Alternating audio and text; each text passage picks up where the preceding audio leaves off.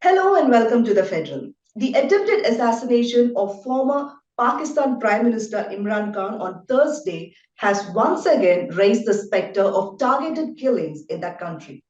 Coming 15 years after the assassination of former Pakistan Prime Minister Benazir Bhutto, the attack on November 3 shows that several underlying factors that govern Pakistan's politics have not changed. Imran Khan, who had launched his long march to Islamabad on October 28, was picked out by the assassin as the procession was on its way. Fortunately, Khan has survived the attack and is now in hospital for treatment to his injured leg. One aide was killed and few others were injured. We have the Federal's managing editor case, Dakshina Murthy, a specialist in international politics, to explain and to help us understand the attack on Imran Khan. So, thank you for joining me, sir. So why do you think this attack was targeted on Imran Khan? Imran Khan is a, as all of us know, is a very colorful personality. And his tenure in politics has been extremely, something that needs to be looked at very closely. Because, it's been as, mercurial as his playing time in, on the cricket field. So if you look at Imran Khan, he earlier this year, I won't go too much into the background, but earlier this year, he was removed from power in a no confidence motion. And, one of the reason for his removal was also because of the fact that, he had antagonized the military. You can't, afford to do that in Pakistan. And he had done that. And so eventually when he was out, the ruling dispensation, the Shahbaz Sharif government took over from him. And, people or, the establishment in Pakistan felt that Imran Khan had been sidelined. But to their surprise, Imran Khan gathered himself. He also had a lot of popular support. And, using his party, the Tehreek-e-Insaf, he managed to reorganize himself to such an extent that, he even won the elections in Punjab, the local elections. And in fact, his party swept the elections. So that caused a certain kind of, discomfort. So what has happened is that we don't know, of course, we can't jump to the conclusion as to, who may have, tried to kill Imran Khan. But from whatever he has been saying, in fact, he has directly blamed the interior minister, and he's also blamed a top official of the ISI as having been behind his killing. That, of course, only investigation can, confirm that.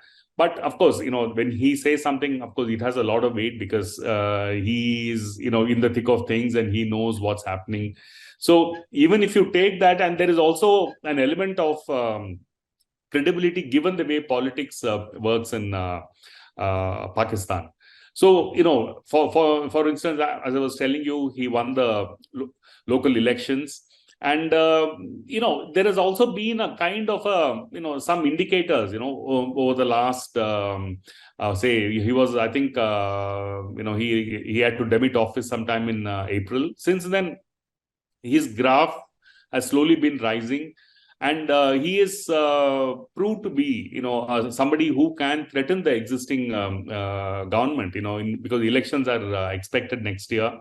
And not only that, his final straw, or what he is currently undertaken, this long march is going to be pretty long, and he's going to traverse across the country. And already he's got some extremely, the public response has been very favorable. So he is turned out to be some kind of a threat to the ruling establishment. When I say ruling establishment, not just the party, also the military and the ISI, because he, as I told you, he antagonized these two,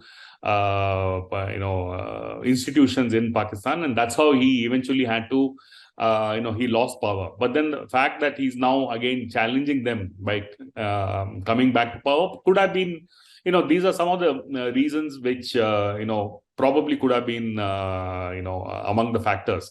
Of course, if you go by what the attempted killer said, he said that, he was acting on his own, and he was upset with the misleading statements which Imran Khan had given. But that, of course, all of us know is very, it's just, for the record.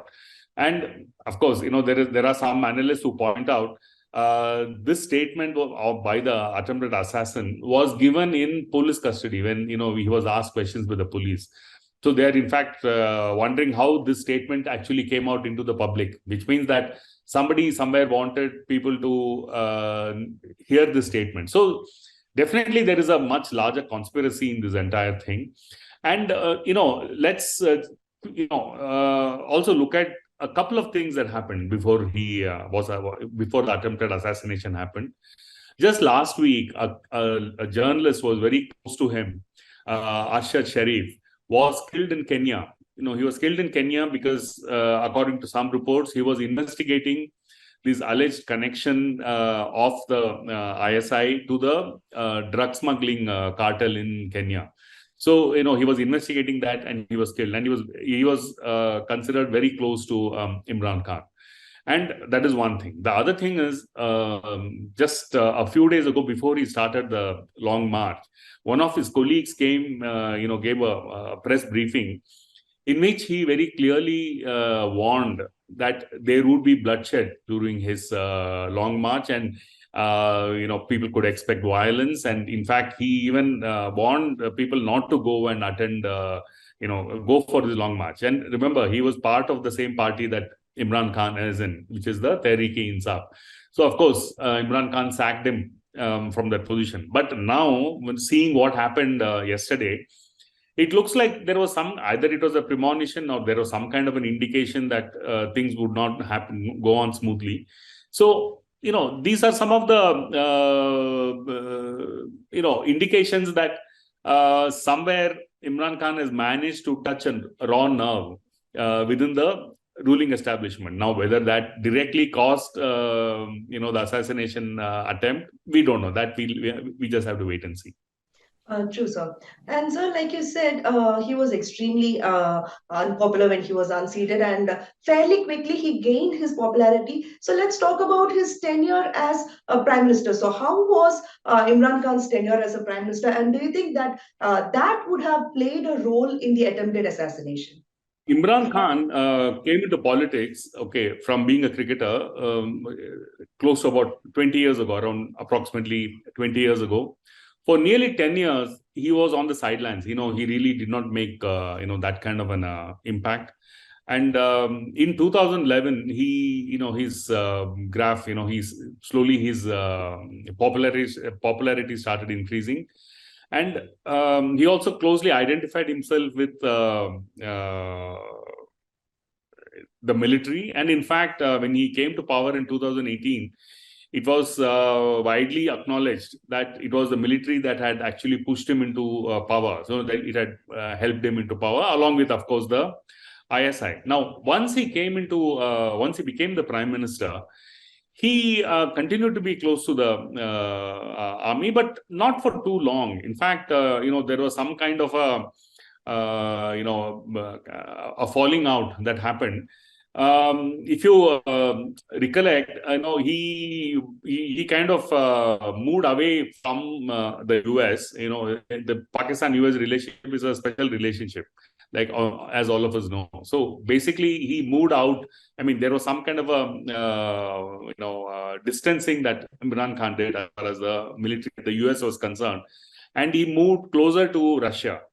In fact, if you recollect, on August 15th last year, when the Taliban returned to Afghanistan and the US was driven out of that country, on that particular day, Imran Khan was actually in Moscow meeting Putin, Vladimir Putin. So, and also Russia had, Putin had made given several indications that he is going to, that Russia would closely work with Pakistan, and even in, in the area of military and all that. So, within the Pakistan military, the pro-US section is very strong, and institutionally, Pakistan military has been very close to the US for a very long time.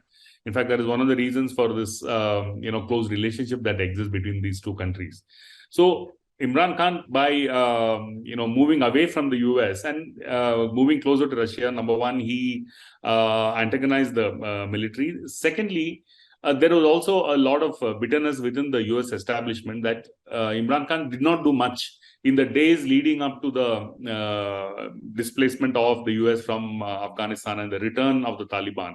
So his role was always in some kind of a cloud as far as his dealing with the Taliban was concerned, and whether he was really committed to helping the US, which saw Pakistan as a close ally. So all these issues, where it eventually backfired, and also Imran Khan tried to interfere in the military succession, and he he kind of antagonized the General Bajwa of the Pakistani military, on the question of the person who would succeed him, and this also caused a lot of there was some issue, and then over a period of time, Imran Khan actually openly started to criticize the military, and that really was the end game. And unfortunately for Imran Khan, the COVID pandemic also happened at the same time, and like around the world, Pakistan was very badly hit by the COVID pandemic. Its economy slumped. There was massive inflation. There was a big price rise everywhere. And then in Punjab, particularly, which is the most powerful state in Pakistan, there was a lot of resentment against Imran Khan during the time when he was in office. So it all these things put together, he fell out of favor.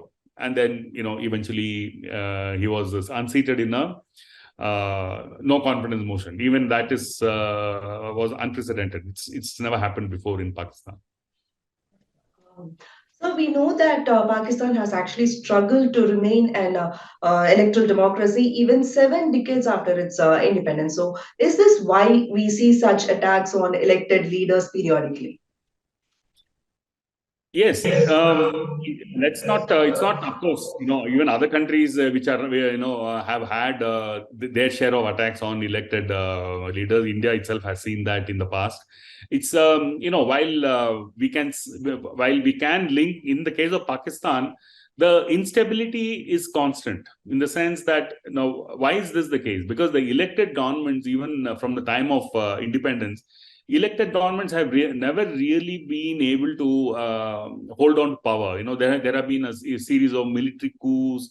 There have been a large, periods in Afghanistan in Pakistan when you had the military rule the country. So it's only in the last about 15 years or so, that we see some kind of after the assassination of Benazir Bhutto, you at least see some kind of a civilian rule in Pakistan.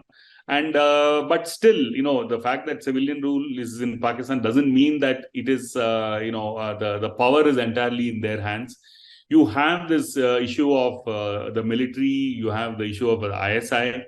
These are institutions which play a very big role in Pakistan. They continue to play a very big role, to the extent where they even determine who can be the prime minister, who can be the president, and who can rule Pakistan, even amongst the civilians. In fact, the case of Imran Khan, we can see he came into power because of the military.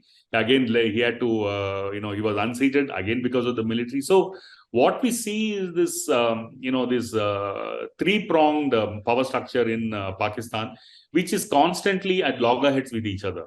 So it's because of this that you don't see a stable civilian government.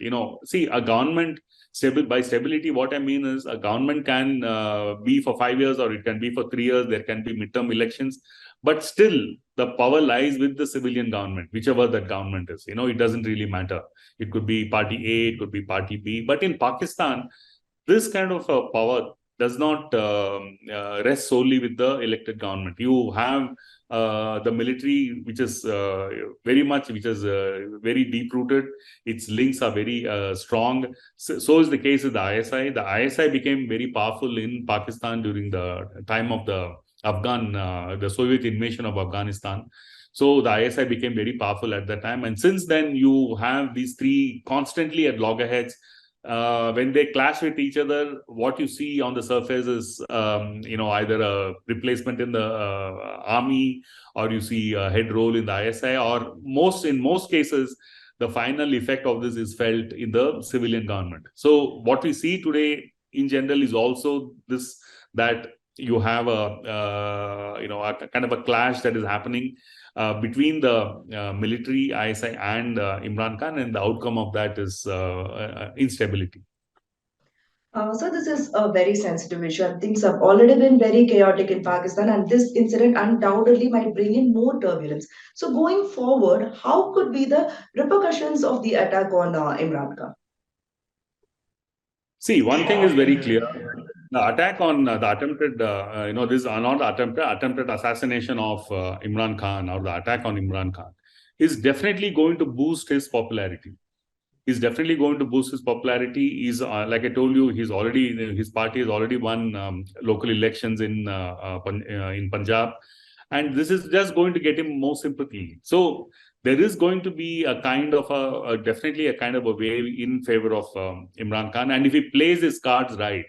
Okay, if he plays his cards right, for all you know, he may come to power in the next elections. Of course, what happened is earlier this year, in fact, a few weeks ago, he was disqualified from holding public office. Of course, this was for 5 years. Now, it's not very clear whether the 5 years is from the date of the ruling, or 5 years from the previous term, which is from 2018. So from 2018, if you take 5 years, it will be 2023. So he will be, ready to take over once again if he wins, if his party, of course, comes to power. So there has been, but broadly speaking, as far as the popular measure is concerned, or the public opinion is concerned, looks like if he plays his cards right politically, he can return to power. What has happened as far as this kind of an attack on him is concerned is that it could prove very counterproductive for whatever the forces that were ranged against him, and then it could in fact act in his favor. So this is how I see it. Thank you, sir. Few months ago, Imran Khan was very unpopular, but then he was able to rebuild his popularity fairly quickly. So one can question the timing of this shooting, and this is a developing story. Please stay tuned with the Federal for more on this. And once again, thank you, sir, for joining us.